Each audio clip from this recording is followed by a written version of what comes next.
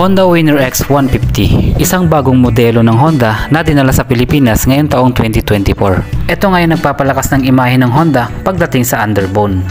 Kaya nga marami ang natuwa at nasabik nang ilabas na ito sa Pilipinas. Isa nga ang Honda Winner X na hinahangaan ngayong taon bilang isang manual transmission. Dahil nga sa natatanging disenyo nito at kasanayan sa pampalakasan o pagdating sa mga paligsahan. Meron nga itong mga modernong katangian at makabagong kalidad ng makina. At nung inilabas nga ito sa Pilipinas, meron nga itong tatlong variant. Kaya nga kung naiibig kang bumili ng Honda Winner X, may tatlong variant na pagpipilian ka. Una nga ay ang standard variant nito na nagkakahalaga ng 123,900 pesos. Pangalawa ay ang ABS Premium na nagkakahalaga ng 129,900 pesos.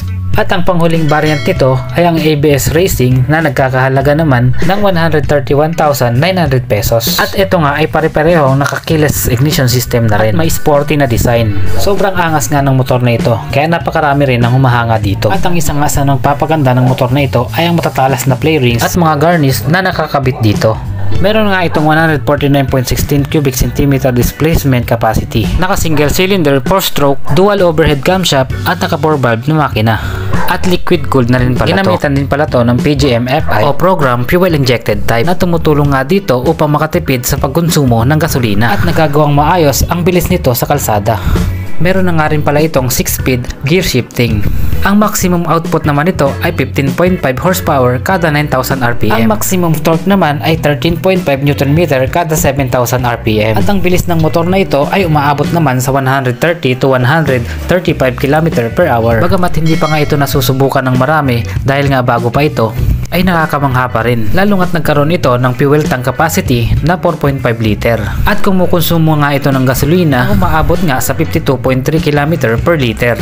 Dahil nga sa tibay at dekalidad ng motor na ito, ginamitan ito ng matitibay na klase ng suspension na isang telescopic fork sa front na swing arm at center monoshock naman sa rear, na sinamahan ng mga dekalidad na brake sa front at rear nito, na parehas na nga na naka-disc brake. Meron din itong tinatawag na assist and slippery na nagpapalambot sa lever at nagpapadali sa bawat shifting nito. Ang mga gulong nito ay size 70 na rin at parehas tubeless na.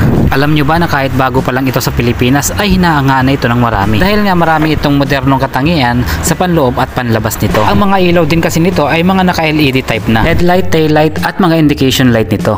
Meron din itong digital instrument meter funnel gauge na nagbibigay nga ng malinaw na impormasyon tungkol sa pagmamaneho ng ating motor. At meron na rin itong kasamang idling stop system na nagko-contribute sa pagtipid nito sa pagkonsumo ng gasolina. May mga safety features na rin pala to na talagang kakailanganin natin tuwing may emergency. Gaya nga ng ABS o anti-lock braking system nito na nag-a-unlock sa mahigpit na kapit ng brake kapag bigla mo itong nagamit sa di inaasahang pagkakataon.